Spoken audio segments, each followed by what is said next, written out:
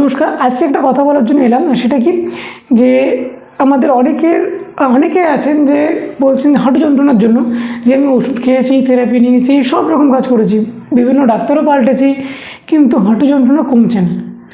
ওষুধও নেওয়া হয়েছে, থেরাপিও করা হয়েছে, ইঞ্জেকশন নেওয়া হয়েছে, সব কিছু করা হয়েছে, হাঁটু যন্ত্রণা তবুও কমছে না। তার একটাই কারণ, আপনারা ওষুধ তো খাচ্ছেন, নিয়ম করে সকালে দুপুর রাত্রে ওষুধ তো খাচ্ছেন, থেরাপিতেও যাচ্ছেন, কিন্তু এর বেশ কিছু প্রসেস আছে, বেশ কিছু নিয়মকানুন আছে, যেগুলো যদি আপনি করতে থাকেন তাহলে কিন্তু কখনোই আপনার এগুলো কমবে না। তো আজকের ভিডিওটাতে আমি সেটাই দেখাবো যে পরে আমি একটা লিস্ট দিয়ে দেবো। এই লিস্টের মধ্যে আপনি দেখতে পাবেন যে আপনাদের হাঁটু যন্ত্রণা কমছে না, তার একটাই কারণ, তার মধ্যে এইগুলোর মধ্যে কোনো না কোনো কারণ আপনার থাকবে। সেগুলো একটু দেখে নিন।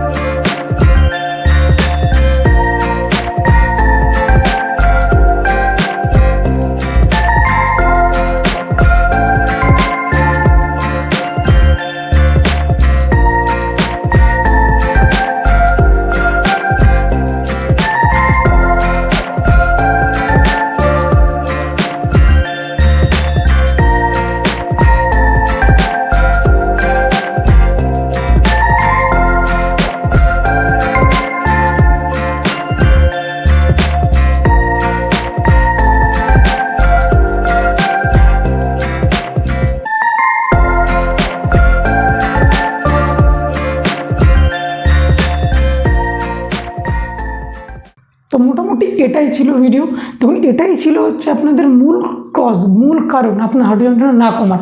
তো দেখুন, এবার এরপর থেকে বা আজকের পর থেকে আপনি ঠিক করুন যে এই যে কাজ যেগুলো বলা হলো, যে এই যে প্রবলেম যেগুলো আছে এগুলো আপনারা এড়িয়ে চলবেন, বা আপনাদের যে কাজগুলো করতে বারণ করা আছে সেগুলো আপনারা করবেন না।